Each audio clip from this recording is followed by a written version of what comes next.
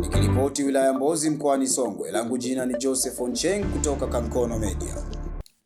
Mwandishi wa habari kutoka Ufilipino amekutwa na hatia ya kufadhili ugaidi na kukabidhiwa kifungo cha miaka isiyopungua 12 gerezani, jambo ambalo mashirika ya uhuru wa vyombo vya habari yalitaja kama kukiuka haki. French Emae Kompio mwenye umri wa miaka 26 alikamatwa mnamo Februari 2020 baada ya wanajeshi kuchunguza nyumba yake ya kulala usiku na kudaiwa kupatikana hand grenade, silaha na bendera ya kikomunisti kitandani mwake.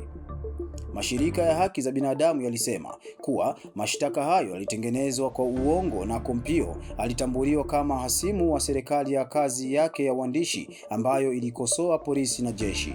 Waangalizi wanasema kuwa kutajwa huko dhidi ya waandishi wa habari na wanaharakati kuliongezeka chini ya utawala wa Rodrigo Duterte ambaye aliendesha vita vya kikatili dhidi ya madawa ya kulevya kuanzia 2016 hadi 2022.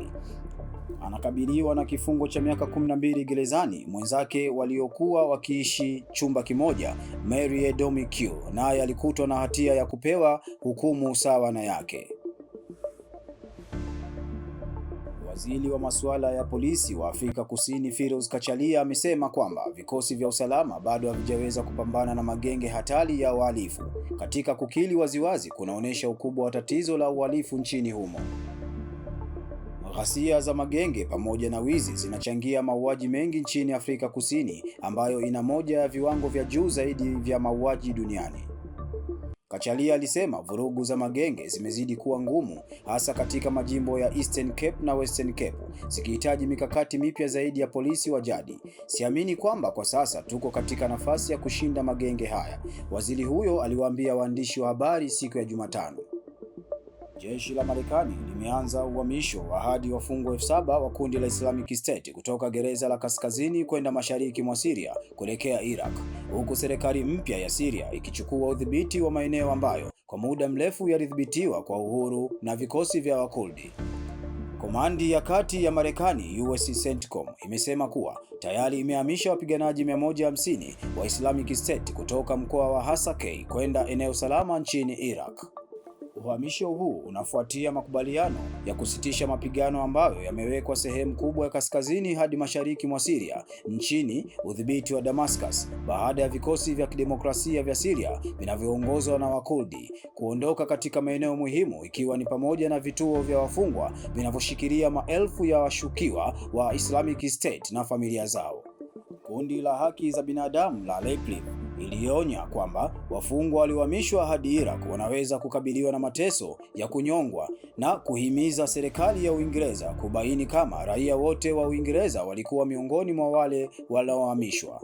Shirika hilo la hisani lilisema kuwa linaamini kwamba hakukuwa na zaidi ya wanaume 10 wa Uingereza walioshikiliwa katika magereza, ingawa idadi kamili haikuwa wazi. Takriban raia 55 hadi 60 wa Uingereza, wengi wao wakiwa watoto, bado wamefungwa katika kambi na magereza katika eneo hilo.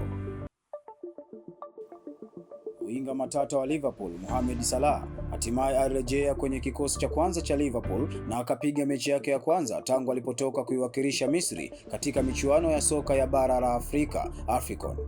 Mshambuliaji huyo wa Misri alianzishwa kwenye kikosi cha Liverpool kilichochabanga Olympique Marseille ya Ufaransa mabao 3-4 katika mechi ya klabu bingwa Ulaya. Mashabiki wengi duniani hawakuamini macho yao kumshuhudia sogora huyo wa Liverpool uwanjani, ikiwa ni ishara kamili kumalizika mvutano baina yake na kocha Arne Slot, na sasa amerudi kuitumikia Liverpool. Katika mtanange huo, Mohamed Salah alipoteza fursa ya kufunga bao katika dakika 83, lakini Liverpool ilicheza vizuri na alisaidia kushinda kiurahisi, huku nyota wa mchezo huyo akiwa Dominic Szoboszlai. Baadhi ya mashabiki na wachambuzi wa soka kutoka England walihofia kuwa safari ya Mo Salah Liverpool ilifikia mwisho mwezi Disemba baada ya mchezaji huyo kuelezea vyombo vya habari kuwa kuna watu fulani hawakumtaka kwenye timu hiyo, na hivyo walimlaumu yeye kwa matokeo mabovu ya timu wakati huo.